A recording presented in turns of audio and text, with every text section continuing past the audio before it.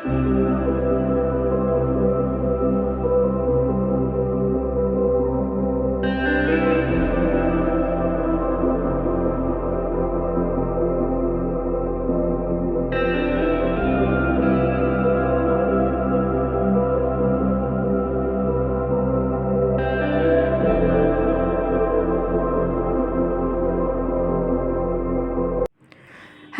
Everyone.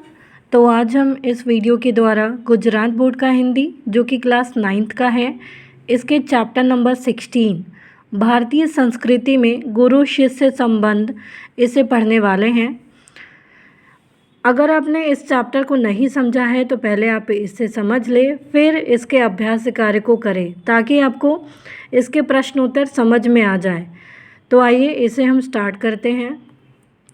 First है, निम्नलिखित प्रश्नों के उत्तर एक एक वाक्य में लिखिए। जिसका पहला प्रश्न है, प्राचीन काल में भारतीय शिक्षा केंद्र कैसे थे? तो प्राचीन काल में भारतीय शिक्षा केंद्र एक प्रकार के आश्रम अथवा मंदिर जैसे थे। सेकंड है, जब रविंद्रनाथ ठाकुर को नोबेल पुरस्कार मिला तब बंगाली लोग कौन सा राग अलापने लगे? तो जब रविंद्रनाथ ठाकुर को नोबेल पुरस्कार मिला तब बंगाली लोग अमादेर ठाकुर सपूत राग अलापने लगे।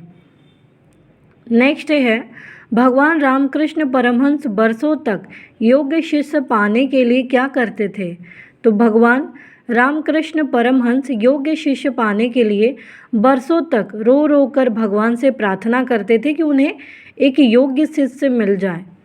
नेक्स्ट है, भगवान ईसा का कौन सा कथन सदा स्मरणीय है? तो भगवान ईसा का यह कथन सदा स्मरणीय है कि मेरे अनुयायी मुझसे कहीं अधिक महान हैं और उनकी जूतियाँ धोने लायक योग्यता भी मुझ में नहीं है। नेक्स्ट है, गांधी जी किन्हें अच्छे लगते हैं? तो गांधी जी उन्हें अच्छे लगते हैं जिनमें गांधी जी बनने की क्षमता है और जो उनका अनुसरण करते हैं। नेक्स्ट है, निम्नलिखित प्रश्नों के उत्तर 5 या 6 वाक्यों में लिखिए। जिसका पहला प्रश्न है, यूरोप के प्रभाव के कारण आज गुरु शिष्य संबंधों में क्या अंतर आया है? तो प्राचीन भारत में विद्यालय मंदिर के समान माने जाते थे। शिक्षा देना एक आध्यात्मिक कार्य था। पैसे देकर शिक्षा खरीदी नहीं जाती थी। शिष्य पुत्र से अधिक प्रिय होते थे। परंतु वर्तमान भारत में शिक्षा व्यावसायिक हो गई है, व्यवसाय का काम हो गया है। गुरु वेतन भोगी हो गए हैं। विद्यार्थी शुल्क देकर शिक्षा प्राप्त करते हैं। आज शिष्य गुरु में परमेश्वर का रूप नहीं देखता। इस प्रकार यूरोप के प्रभाव के कारण आज गुरु शिष्य संबंधों में जमीन आसमान का अंतर आ गया है कि पहले कैसे विद्यालय को मंदिर माना जाता था, शिक्षा देना एक आध्यात्मिक कार्य था, पैसे देकर शिक्षा खरीदी नहीं जाती थी, शिष्य पुत्र से भी ज़्यादा प्रिय होते थे शिक्षक को। लेकिन अभी पूरे स्थिति जो है वो पूरी तरीके से बदल गई है। गुरु जो होते हैं वेतन भोगी होते हैं।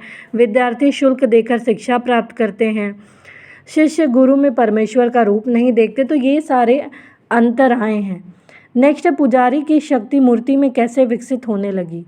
तो पत्थर की मूर्ति तो जड़ होती है, उसमें कुछ चेतन वो सोचने समझने की क्षमता नहीं होती है। उसमें चेतना डालने का काम पुजारी करता है। मूर्ति की पूजा करने का अर्थ है उसे चेतनवंत बनाना। पूजा करते समय पुजारी की भावना में जितनी उत्कंठता होगी मूर्ति उतनी ही प्रभावशाली होगी।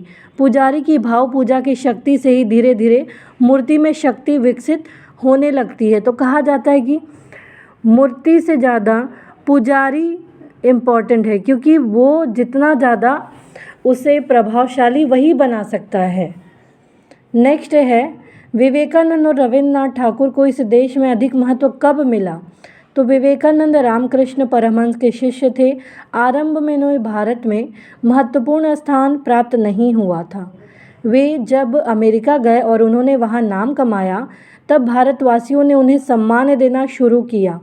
इसी प्रकार रविंद्रनाथ ठाकुर को यहाँ कोई नहीं जानता था। उन्हें जब नोबेल पुरस्कार से सम्मानित किया गया तब बंगाल वासियों ने उन्हें उनकी प्रतिभा पहचानी। वे बंगाल के नहीं सारे देश के लिए गौरव बन गए। इस प्रकार विदेशों में जब सम्मानित होने पर ही विवेकानंद और रविंद्रनाथ ठाकुर को इस देश में महत्व मिला। तो जब वो अमेरिका गए, उन्होंने नाम कमाया, तब उनको भारत में सम्मान प्राप्त हुआ। नेक्स्ट है, निम्नलिखित वाक्यों का आशय स्पष्ट कीजिए।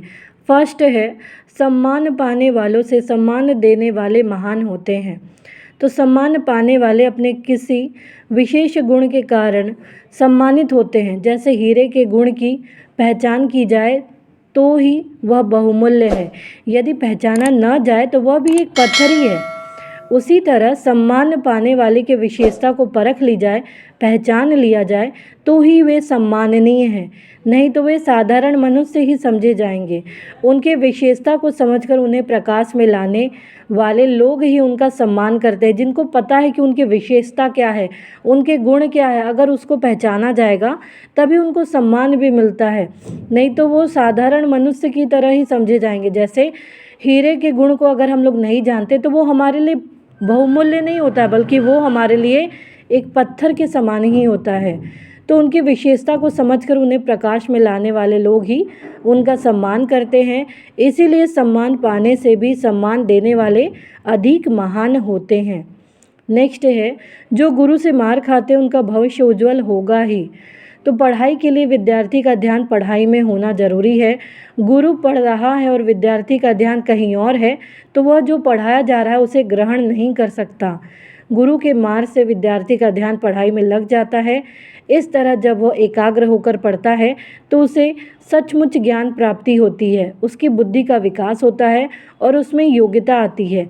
ऐसा होने पर ही उसका भविष्य उज्जवल होने में संदेह नहीं रहता। मतलब अगर वो बच्चा ध्यान नहीं देता है तो गुरु के मार से विद्यार्थी का ध्यान पढ़ाई में लग जाता है, अगर उसका ध्यान इधर उधर हो। तो इसीलिए जब वह एकाग्रता से पढ़ता है तो सचमुच में उसे ज्ञान की प्राप्ति होती है, उसकी बुद्धि का विकास होता है, उसमें योग्यता आती है और उसका भविष्य उज्जवल होता है। नेक्स्ट है, सूचना के अनुसार काल परिवर्तन कीजिए। इसमें और मुझ में फ़र्क ही कुछ नहीं है, इसको भविष्य काल में चेंज करना है। तो इसमें और मुझ में फ़र्क ही कुछ नहीं होगा, भविष्य है यानी होगा। नेक्स्ट है, हम अपने शिष्यों से कम प्रमुख रहें। इसको पूर्ण भूतकाल में चेंज करना है। तो हम अपने शिष्यों से कम प्रमुख रहे थे, पूरी तरीके से भूतकाल में चेंज हो गया है। सामान्य भूतकाल में चेंज करना। उपनिषदों में आचार्यों ने कहा है, तो उपनिषदों में आचार्यों ने कहा, ये भूतकाल में चेंज हो गया। नेक्स्ट है, मुहावरों के सही अर्थ बताइए और इसका वाक्य में प्रयोग भी आता है। जैसे ताकते रहना, इसका मतलब होता है आश्चर्य से देखते ही रहना। जब राम का परीक्षा फल निकला तो लोग ताकते ही रह गए। नेक्स्ट है, पसीने की कमाई यानी कठिन परिश्रम का फल। मेरे खून पसीने की कमाई मेरा पुत्र है, अर्थात अपने पुत्र पर बहुत ज़्यादा उसने कठिन परिश्रम किया, पसीने की कमाई लगाई, तब उसका फल ये मिला कि उसका पुत्र आज आगे बढ़कर अच्छी नौकरी पा लिया उसने। तो कह सकते हैं मेरा पुत्र मेरे पसीने की कमाई है। नेक्स्ट है, रंग जाना अर्थात गहरा प्रभाव पड़ना। श्री कृष्ण जी के प्रेम में राधा जी रंग गई, ये अर्थात उनका गहरा प्रभाव पड़ा उन पर। नेक्स्ट है, विरोधार्थी शब्द बताइए। रोगी का निरोगी, असहाय का सहाय, वृद्ध का युवा। तो उम्मीद है आपको ये सारे प्रश्न उत्तर समझ में आए होंगे।